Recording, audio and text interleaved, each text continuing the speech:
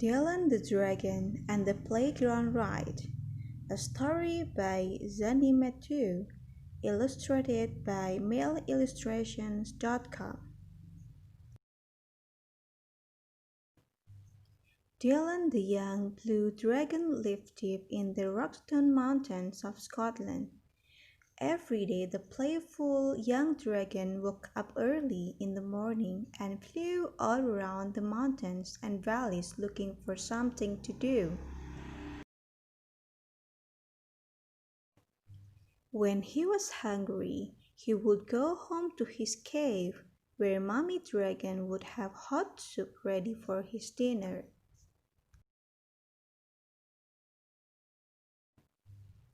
Wash your wings and get ready for tea. I've made your favorite today, darling. Pea and toad soup, said Mommy Dragon. Dylan sighed. Uh, thank you, Mom, he said sadly.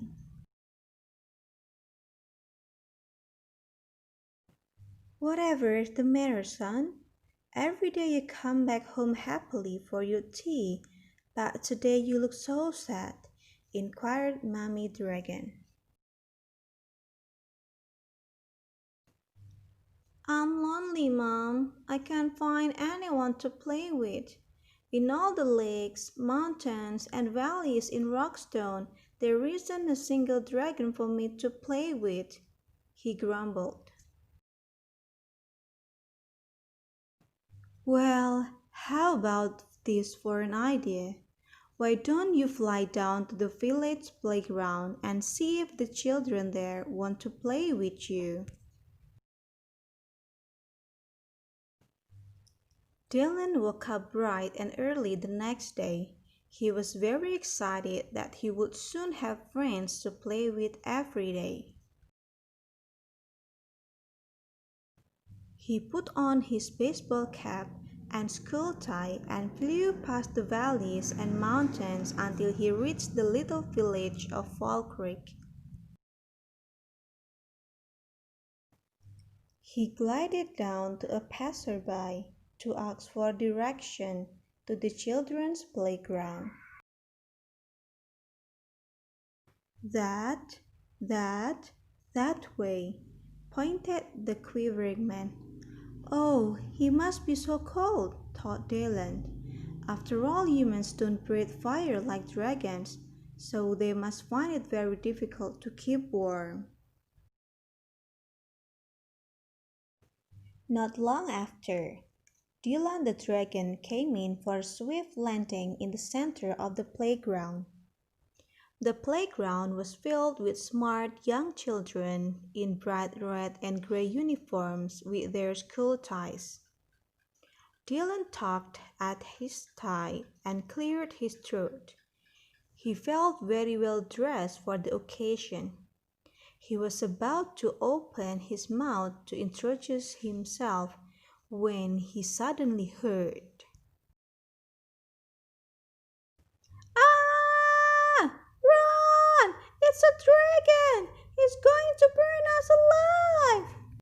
yelled one of the young boys.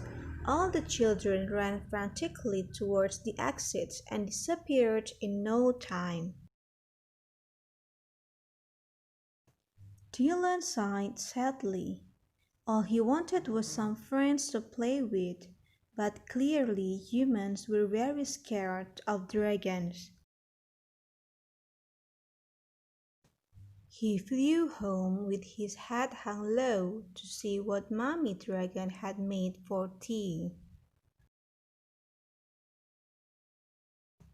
The next day, Dylan decided to try and make friends with the children in the playground again. He tucked his white handkerchief in his left gill and scooped up a large branch lying on the floor. He made it into a white surrender flag. He crossed his claws and hoped the children would give him another chance. Down he flew again into the center of the playground with his white surrender flag clenched in his jaw. I just want to play and be friends, he said softly. But how will you play with us? Shouted one of the girls. You're too big for our swings and slides. You won't fit in our roundabout. Well, why don't I take you all for a ride to the valleys and the mountains of Rockstone? Yay! Squealed all the children at once.